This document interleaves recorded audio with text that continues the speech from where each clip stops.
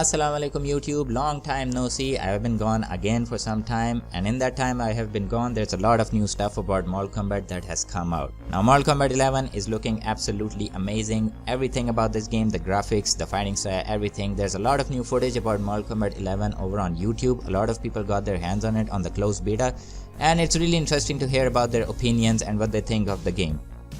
And those facial animations, man, Netherealm is really establishing itself as one of the best 3D modelers, animators of this gaming industry, because the facial animations in this game, pretty awesome. Even the models are looking really good, and I'm glad that Netherealm is actually listening to the feedback of people, because they ended up fixing Sonya Blade's face. So that's pretty awesome. Now, like I said, everything about this game is looking pretty awesome, and the reason I'm making this video today is because the new trailer for Mortal Kombat 11's story came out, and I have to say it is absolutely a fun time. This game is going to have a pretty good story mode, at least when it comes to presentation and stuff like that, because it is looking really colorful, and I can see that there's going to be some comedy elements, some lighthearted stuff. Maybe they're taking the Marvel approach and leaving that DC approach behind when it comes to the story mode, at least in the presentation. This video is going to be focusing on Kung Lao and Liu Kang, and Liu Kang in particular, because he is my favorite character. So glad he's coming back in Mortal Kombat 11, even though he got leaked a month or two or so ago in that, I don't know, whatever. Liu Kang is my favorite character. He finally got revealed in this trailer. We got to see a lot of Liu Kang and Kung Lao, and that was all pretty awesome. Jax is also in this game apparently. I was kind of I didn't expect to see Jax returning for Mortal Kombat 11, but I guess he is a fan favorite character. So yeah, never really liked him ever since Mortal Kombat 3 when it came to gameplay. But as a character, he's pretty interesting, and it's going to be really interesting to see him go up against Grandpa Jax when the story mode comes out. Now let's get into the point.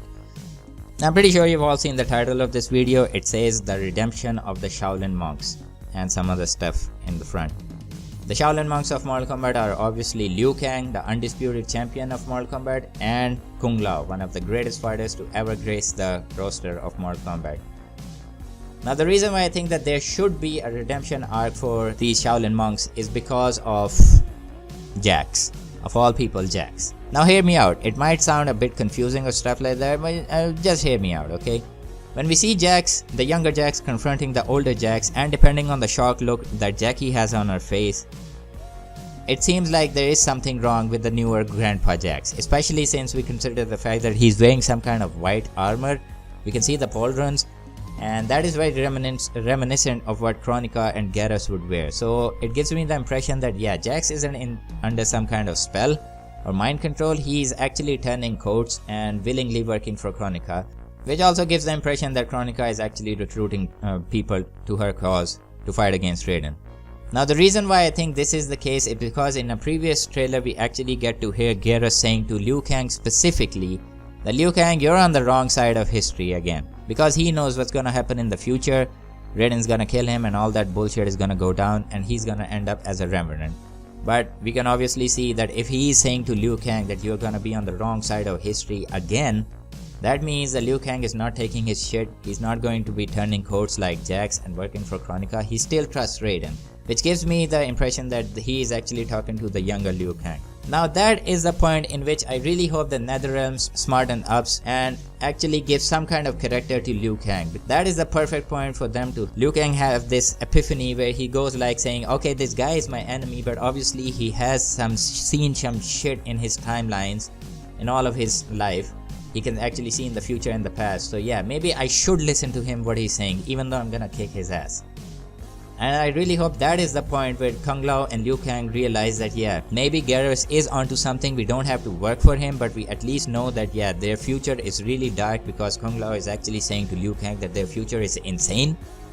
So that is going to be a really interesting plot point if Netherealm actually ends up doing it. But sadly, this is Netherealm we're talking about when it comes to Injustice. Pretty sure there's a lot of DC input when it comes to the story, but Mortal Kombat is entirely there, baby, and they have a tendency of fucking up the entire plot.